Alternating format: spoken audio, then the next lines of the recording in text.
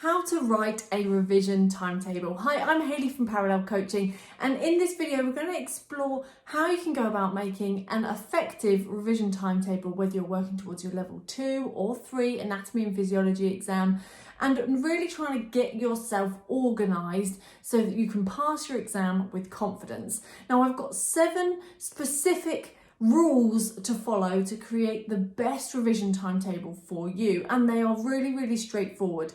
And the most important thing is to not go against any of these rules. Don't try and do them a different way, because it honestly will help so much. So the first one is a don't, and it's literally don't spend hours making it look pretty. Quite often when we mention the word timetable, for some reason the post-it notes, the highlighter pens, the different colour gel pens, the rulers all come out, and it actually becomes this big mission to make this timetable look amazing. And then you start filling it in, you've got all your little blocks in the right place, and you start filling it in and you make an error, and you're so far through making it look amazing that you can't just scribble it out and put it somewhere else. You end up having to redo it all again, and you end up spending hours trying to make something look pretty when actually it should be something that is organic, something that can move around just like our lives do. So you want something that isn't too concrete and isn't too perfect, so that you feel okay at making changes. And that's a really important part of making sure that the revision timetable you create is not only something you follow, but that is sustainable for you, rather than just being this perfect plan. Next one is to make sure that you are specific on your topics. This is really important, because if you just have a block of time that says do revision, then what do you do in that revision time? What are you going to set aside? What is the content that you're going to learn? And how do you know that you're going to cover everything you need before your exam? And that's a really important part of making sure that your timetable becomes effective. Else you actually just end up having these time slots for revision, and you don't know whether you're running down a rabbit hole of diving into more information than you need to, or whether you're just going surface level on stuff that is great, but not really necessarily what you're going to be assessed on. So you need to make sure that there are specific chunks and topics. Now, that might be to say, I've got a 1-hour session, and in that session I'm going to watch this 50-minute video with everything I need to know about heart and circulatory system. Perfect. You now know exactly what your aim is to learn in that section. Or you might say, I've got 10 minutes to learn the quadricep muscles. Easy. Keep it really specific of what it is you're going to do and the time frame associated to it, so you know that topic.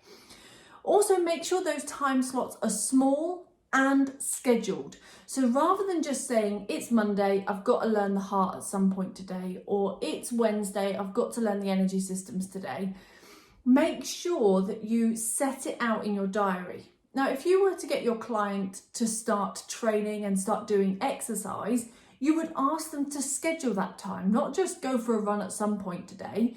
You want that time scheduled so that they can avoid the other barriers that might get in the way of them actually going and doing it. And that's the same that applies here. Are you going to do it before you go to work in the morning? Are you going to do it on your lunch break? Are you going to do it at a specific time in the day? Have you got it after a meeting, before lunch, after dinner? When are you going to do it? Set yourself a time slot. And don't make it so that you're like this invincible person that has to go for hours and hours in one revision session, because your brain's going to get tired of doing it. You'll lapse concentration, and it'll actually become quite a weak session. You can get a much stronger, smaller chunked session. And if you do have a longer time frame, let's just say you're restricted throughout the week, and instead Saturday mornings is your time to revise. If that's the case, chunk that down, let's just say into 25-minute chunks. And this is a Pomodoro technique. There's actually a name for it. It works. You do 25 minutes of work, then you have 5 minutes of rest, recovery, going and doing something else, distractions. This is perfect because it relaxes your brain, and it gets like your scrolling of social media, your toilet stops, your kettle time, you're making a cup of tea, all of that stuff gets done in that break. So it means it doesn't eat into your time. And you keep small, structured sessions that keep you on track. So even if you've got a longer revision session, chunk it down into small scheduled pieces. Really important. Next one is to allow for breaks, which follows on from what I said a moment ago. You want to encourage yourself to have the best concentration that you can.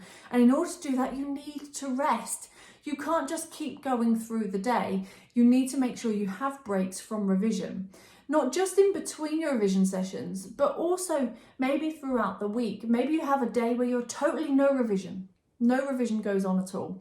And that can be really beneficial to just allow yourself to let that information almost download. It's like you're putting your knowledge on a memory stick, and then you need to go and put that knowledge into your computer and let it download whilst you're recovering, and then that's now long-term memory. It almost sits there for longer because you've had that recovery. And that's really important. So that allows for sleep, it allows for things when you're not doing revision, it allows for downtime and doing things that you enjoy as well. So just allow good amount of recovery and breaks in between your revision sessions. The next point is to make sure that your plan isn't perfect, because life isn't perfect. So your plan, your revision timetable, shouldn't rely on a perfect situation. You want to allow for some contingency within your week, and also account for the things that have the biggest barriers. If you know your biggest barrier is the fact that the kids might be off school because they're ill or because they've been pinged or whatever else it might be, you turn around and go, well, that's my biggest barrier. If this happens, my contingency is X. If it happens that work call me into a meeting that lasts longer than I expected, my contingency is that I'll do my revision at a different time. Have your contingencies in place for your biggest barriers, the most expected issues. And then as you go through each week, you can adjust those according to what your most likely issues are going to be. And that's really helpful at keeping you on track so you don't get to the end of the week and haven't done it. Next point is to make sure that you map out the content that you need to learn. Now, this is really, really important because if you're just doing revision and revision on heart, revision on energy systems, and you've not actually worked out how that relates to your syllabus and what you're actually going to get assessed on, then it could be really futile. You don't know that it's actually going to help you pass. And that's why it's really important to take a moment when you're creating your revision timetable to work out all of the different topics you need to know and the depth of that knowledge inside each topic before you go and chunk it down. And this is something that we've done for you inside our Revision Mastery Bootcamp. So we've got that for level 2 and for level 3. And it literally already has the content. So you know you're going to cover everything you need to. You don't have to go and break it into chunks. You don't have to do all that research and information. It's already got everything you need for your exam. And that helps you know that what you're learning actually helps you pass, which is very important. Now, the final rule or the final tip to creating your revision timetable is to use a mix of learning styles and use net time. This is so important for helping you move forwards. So mix up how you're learning. Don't just rely on reading. Don't just rely on videos or audio or mock questions. Mix them up, do different parts and mix them up throughout your days as well. And this will stop you getting bored, but it will also mean that you're having that repetition of learning the same content in a different way. You hear it in a different way and it suddenly sticks a lot better in your mind. And that's really, really important for making sure that you're able to kind of keep that variety and keep your interest in your revision. Now, a good way of doing this is to include things like, let's just say, audio as a download so that you can then use your net time. Now, with this, I mean no extra time. It's really easy. So, for example, if you're already commuting to work in the car, download your revision to audio so that you can hear it whilst you're driving.